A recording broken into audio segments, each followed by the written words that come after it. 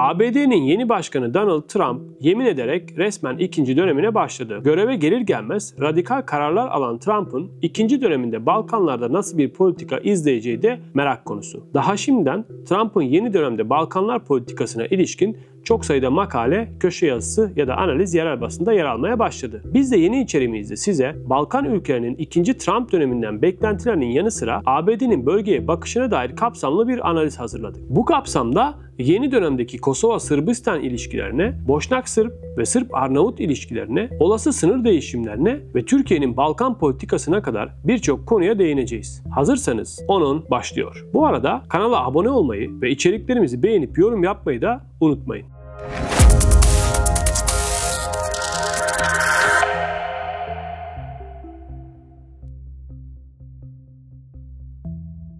İkinci Trump dönemine geçmeden önce kısaca Joe Biden döneminde ABD'nin Balkanlar politikasına da bir bakalım. Bosna Savaşı sırasında senatör olan Biden'ın ABD'de başkan seçilmesi özellikle Boşnakları oldukça umutlandırmış, beklentileri arttırmıştı. Boşnaklar gibi Kosovalı Arnavutlar da Biden dönemine dair umutluydu. Ama Biden döneminin hem Bosna Hersek hem de Kosova için tam bir hayal kırıklığı olduğunu söylesek yanlış olmaz. Zira bu dönemde ne Bosnalı Sırpların ayrılıkçı söylemleri kesildi ne de Sırbistan-Kosova ilişkilerinde ilerleme kaydedildi. Bırakın ilerleme kaydetmeyi, son 4 yılda Kosova-Sırbistan hattında ilişkileri normalleştirme adına tek olumlu bir adım dahi atılmadı. Aslında 1. Trump dönemiyle Biden dönemini kıyasladığımızda beklenenin aksine ABD'nin Balkanlardaki öncelikleri noktasında hiçbir değişiklik olmadı. Sırbistan Cumhurbaşkanı Aleksandar Vučić'e Trump döneminde başlayan destek Biden döneminde de sürdü. Yani ABD Sırbistan'ı Balkanlardaki partneri olarak görmeye devam etti. Bölgede ipleri eline alan Sırbistan hem Bosna Hersek ve Kosova hem de Karadağ için ciddi bir sorun haline geldi. Bosnalı Sırp lider Milorad Dodik'in sık sık cüretkar açıklamalar yaparak Bosna Hersek'ten ayrılacaklarını söylemesi ve bunu savaşmadan yapacaklarının altını çizmesi Sırpların ABD'den aldıkları cesarete dayanıyor aslında. Dodik, Bosna Hersek'in egemenlik ve bağımsızlığını tehdit ederken ABD ve uluslararası toplum kınama mesajları yayınlamaktan ya da ekonomik yaptırımlar uygulamaktan öteye geçmedi. Biden döneminde Kosova-ABD ilişkileri de adeta dibe vurdu. İkinci Trump dönemi aslında Balkanlarda birçok bilinmeyeni de beraberinde getirdi. Bosna Hersek'i bölmekle tehdit eden Sırp Cumhuriyeti Başkanı Milorad Dodik'in Trump'ın yeniden başkan seçilmesini başına Trump şapkası takıp abartılı şekilde kutlaması aslında pek de hayra alamet değil. Siyasi analistler radikal adımlar atmaya hazırlanan Trump'ın yeni döneminde bölgede sınır değişiklikleri dahi yaşanabileceğinden endişeli. Bu sadece Bosna Hersek, Kosova ya da Balkanlar özelinde değil, tüm Avrupa kıtasında da felaket sonuçlar doğurabilir. Bu arada Trump deyince Balkanlar özelinde öne çıkan bir isim var. Richard Grenell. Grenell, Trump'ın ilk döneminde ABD'nin Sırbistan-Kosova özel temsilcisi olarak görev yapmıştı. İkinci Trump döneminde ise Balkanlar özel temsilcisi olabileceği konuşuluyor. Peki Grenell neden bu kadar önemli? Çünkü kendisi son 4 yıllık Biden döneminde dahi bölgedeki şahsi ilişkilerini oldukça geliştirdi. Grenell'in özellikle Belgrad ve Tiran ile yakın ilişkiler kurduğu, özellikle de Sırbistan Cumhurbaşkanı Vučić ile çok yakın olduğu biliniyor. 2023 yılında Sırbistan'da devlet nişanına layık görüldü. Grenell yeniden Balkanlarda kilit öneme sahip bir pozisyona getirilecek mi bekleyip göreceğiz. Eğer Grenell Balkanlar özel temsilcisi olursa hiç şüphesiz önceliği Belgrad, Banja Luka ve Tiran olacak. Diğer tarafta kalanlar ise hiç şüphesiz baskıyı üzerlerinde hissedecekler. Sırbistan Cumhurbaşkanı Vučić her ne kadar ülkesindeki sağcı kesimin oylarını alabilmek adına Rusya'ya yakın bir politika izler gibi görünse de aslında en başından beri ABD'nin bölgedeki en yakın partneri. Vučić'in yanı sıra ABD'nin bölgede bir partneri daha var. Arnavutluk Başbakanı Edi Rama. Önce Sırbistan'a bir bakalım. Trump'ın ilk döneminde bölgenin en önemli ülkelerinden biri olarak görülen Sırbistan o dönemde ABD'nin neredeyse her istediğini yerine getirdi. Bir hatırlayalım. Trump'ın görev süresi bitmek üzereyken Beyaz Saray'da Kosova ile Sırbistan arasında ekonomik ilişkileri normalleştirme anlaşması imzalandı. O dönemde Sırbistan, Kosova ile toprak değişimini dahi kabul etmeye yakındı. Buna engel olan dönemin Kosova Başbakanı Albin Kurti liderliğindeki hükümetin ABD ABD tarafından düşürüldüğü öne sürüldü. ABD, Açık Balkan olarak da bilinen tüm Batı Balkan ülkeleri arasında insanların ve ticaret mallarının serbest dolaşımı gibi kolaylıkları içinde barındıran oluşumunda en büyük destekçilerinden biri. Vučić ile Rama ise Açık Balkan'ın iki lideri. Aslında ABD, Vučić ile Rama üzerinden bölgedeki tüm politikalarını uygularken Vučić bölgedeki Sırpların, Rama ise bölgedeki Arnavutların liderliğini üstlenmişe benziyor. Rama'nın kısa bir süre önce dünya kamuoyuyla paylaştığı Vatikan modeli Bektaşi Devleti projesi de bilindiği üzere ABD'nin ve İsrail'in doğrudan desteğini alan bir hamle. Arnavutluk her ne kadar etnik anlamda homojen bir devlet yapısına sahip olsa da dini anlamda oldukça karmaşık bir yapıya sahip. Son 10 yılda ülkedeki Müslüman, Katolik ve Ortodoks nüfus azalırken Evangelik Kilisesi'ne mensupların sayısının 3 katına çıkması dikkat çekiyor. Sanırım Arnavutluğun dini anlamda bir dönüşüm içinde olduğunu söylesek pek de yanılmış sayılmayız. ABD'nin gözünde Arnavutluğu önemli bir partner yapan bir diğer faktör ise 4000 civarında İranlı muhalife ve yüzlerce Afgan'a kucak açması. Tabi bunları ABD'nin talebiyle yaptığını söylemeye gerek yok sanırım.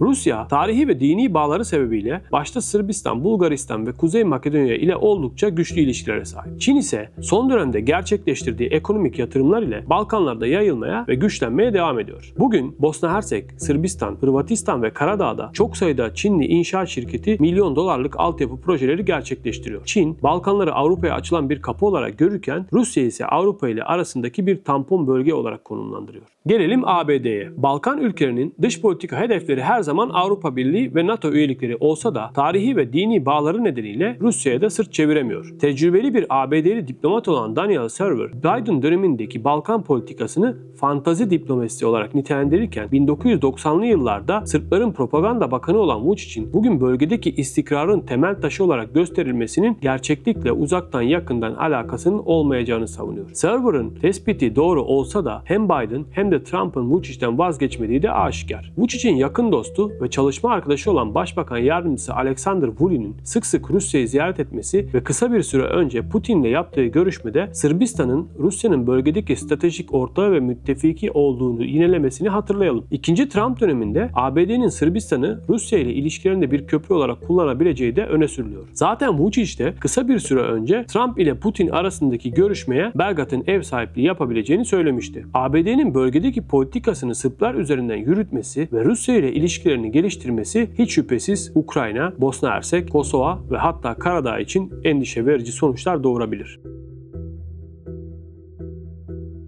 Dodik liderliğindeki Bosnalı Sırpların Trump'ın zaferini nasıl coşkuyla kutladığından az önce bahsetmiştim. Peki ama Sırplar yeni Trump döneminden neden bu kadar umutlu? Sırpların ABD'de lobicilik faaliyetleri için milyonlarca dolar harcadığını biliyoruz. ABD'deki son seçim sürecinde de Trump'ı destekledikleri de takip edenlerin malumu. Bunca yatırım sonrası doğal olarak Trump yönetiminden bir takım beklentiler olduğu da aşikar. Biden döneminde hem kendisi hem yakın çevresi ağır ekonomik yaptırımlara maruz kalan Dodik, öncelikle Trump döneminde bu yaptırımları kaldırılmasını ümit ediyor. Sırbistan Cumhurbaşkanı Vučić'in daha ilk dönemden Trump ile yakın ilişkilere sahip olması Dodik'i daha da umutlandırıyor. Dodik yeni döneme dair o kadar umutlu ki savaş olmadan Bosna Hersek içindeki Sırp Cumhuriyeti entitesini bağımsız yapabileceğini dahi düşünüyor. Son dönemde bunu sık sık dile getiren Dodik, şartlar uygun olursa yani ABD tarafsız kalır ya da Sırpların yanında saf tutarsa Sırp Cumhuriyeti'ni Bosna Hersek'in kalan kısmından ayıracağını açık açık söylemekten de çekinmiyor. Ancak bu hiç şüphesiz Balkanlarda yeni ve büyük krizlerin de başlangıcı olacaktır.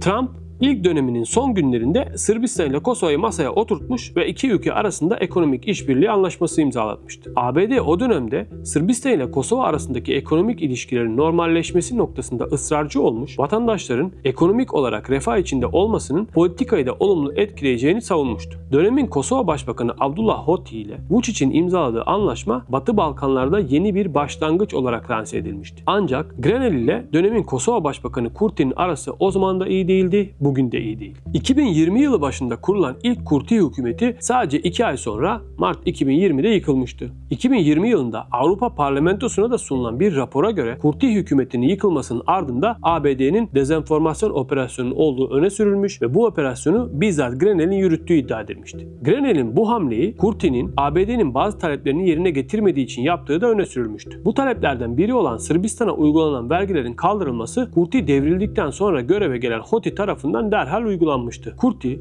2021 yılındaki seçimi kazanarak yeniden başbakan olsa da Grenel'in eleştirinin odağı olmaya devam etti. Kurti, Grenel'in Sırbistan ile Kosova arasında toprak değişimini öngören plan hazırladığını söyledi. Grenel ise Biden döneminde Beyaz Saray'ın Balkanları görmezden geldiğini ve hatta Balkanların nerede olduğunu dahi bilmediğini, sorunun ise Kurti'nin olduğunu ifade etti. Belki konuşmak için henüz erken ama Şubat ayında Kosova'daki genel seçimi Kurti'nin yeniden kazanması, Grenel'in de Balkanlar özel temsilcisi olması durumunda ABD'nin nasıl bir Kosova politikası izleyeceğini şimdiden tahmin edebiliyoruz.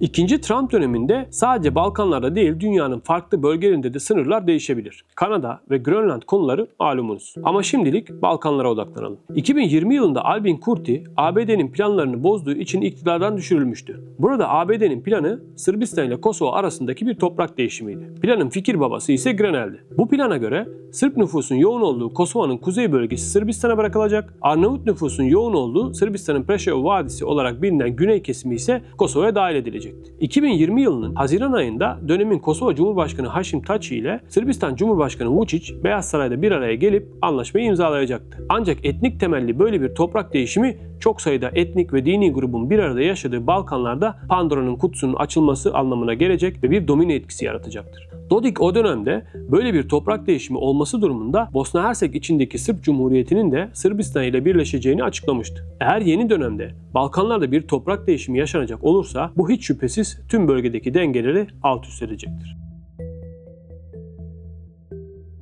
Sırbistan Dışişleri Bakanı Marko Đurić kısa bir süre önce ABD Başkanı Trump'ın yeni dönemde Belgrad-Priştina ilişkilerinin yeniden inşası noktasında önemli bir şans olabileceğini söyledi. Trump'ın ilk döneminde Sırbistan ile Kosova arasındaki ekonomik işbirliğine ve daha iyi ilişkiler kurmasına önem verdiğini vurgulayan Đurić, Belgrad yönetiminin uzlaşmadan ve barışçıl bir çözümden yana olduğunu da ekledi. 2020 yılında Beyaz Saray'da imzalanan ve ekonomik ilişkileri normalleştirme anlaşması olarak bilinen Washington Anlaşması belki Sırbistan ile Kosova arasındaki meseleyi nihai bir çözüme ulaştırmadı ama o dönemde ikili ilişkilerde önemli bir adım olarak değerlendirildi. Sırbistan ile hala toprağı olarak görmeye devam ettiği Kosova arasındaki müzakereler 15 yıla yakın bir süredir AB arabuluculuğunda sürse de kayda değer bir mesafe kat edilemedi. Bu yüzden Vučić ile Hoti'nin Beyaz Saray'da imzaladığı anlaşma hala oldukça değerli görülüyor. Yeni dönemde de ABD'nin Balkanlardaki politikasının Sırbistan üzerinden yürütüleceğini değerlendirirsek Kosova-Sırbistan hattında hareketlilik yaşanması muhtemel. Zira son 4 yıllık Kurti Başbakanlığı döneminde ABD yönetimi Kosova'yı birçok kez tek taraflı adımlar atmakla eleştirdi.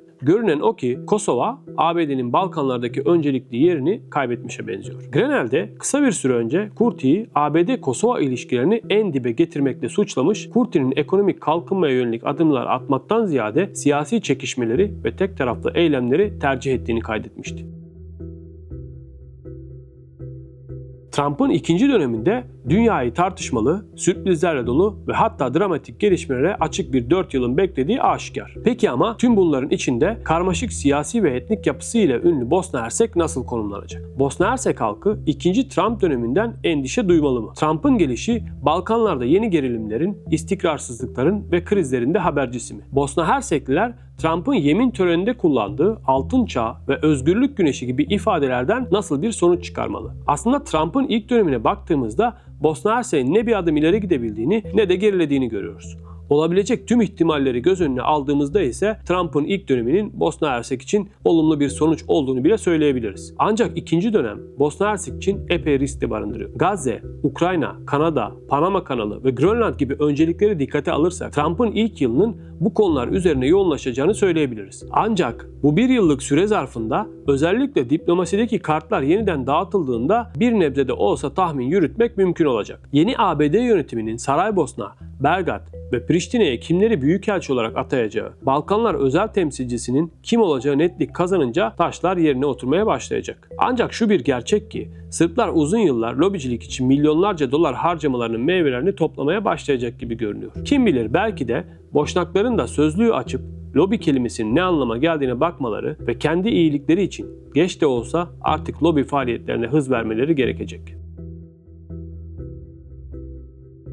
Gelelim yeni dönemde Türkiye için bölgede oluşabilecek fırsatlara. Türkiye, Tüm Balkan ülkeleri ile son derece iyi ve dostane diplomatik, siyasi ve ticari ilişkilere sahip. Ancak Kosova, Bosna Hersek ve Kuzey Makedonya gibi bölge ülkeleri ile tarihi, kültürel ve kısmen de dini bağlarımız mevcut. Türkiye'nin hem Bosna Hersek'te hem de Kosova'da askeri mevcudiyeti de bulunuyor. Yakın zamanda Arnavutluğa, Kosova'ya ve Hırvatistan'a insansız hava araçları satan Türkiye, bu yıl içinde Bosna Hersek'e de insansız hava araçları ihraç edecek. ABD'nin yeni dönemde bölgedeki Sırplar ile yakınlaşması doğal olarak Kosova, Kuzey Makedonya ve Bosna Hersek'i, hatta belki de Karadağ'ı Türkiye ile mevcut ilişkilerini daha da güçlendirmeye ve geliştirmeye itebilir. Tarihi ve kültürel bağları ile söz konusu ülkelerle deyim yerindeyse gönül bağı bulunan Türkiye, yeni dönemde diplomatik ve siyasi anlamda da bölgede etkisini arttırabilir. Son yıllarda Kurti'nin Ankara ile yakın ilişki kurduğunu görüyoruz. Aynı şekilde Bosna Hersek'teki Boşnaklar da Türkiye'yi stratejik bir ortak olarak görüyor. Yeni dönemde Türkiye,